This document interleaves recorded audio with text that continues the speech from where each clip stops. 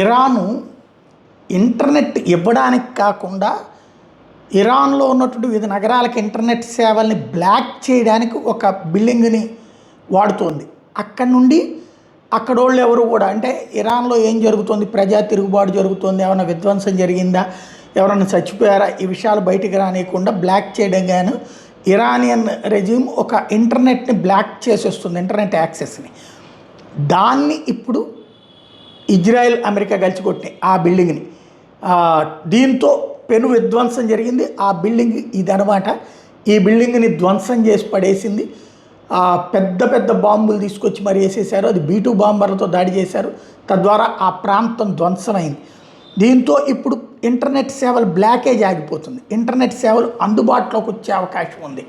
అప్పుడు ఇరాన్ ప్రజల స్పందన ఏంటో తెలిసే అవకాశం ఉంది. అందుకోసం ఈ ఎఫర్ట్ చేసినట్టు కనబడుతుంది ఇజ్రాయెల్ అమెరికా కలిసి.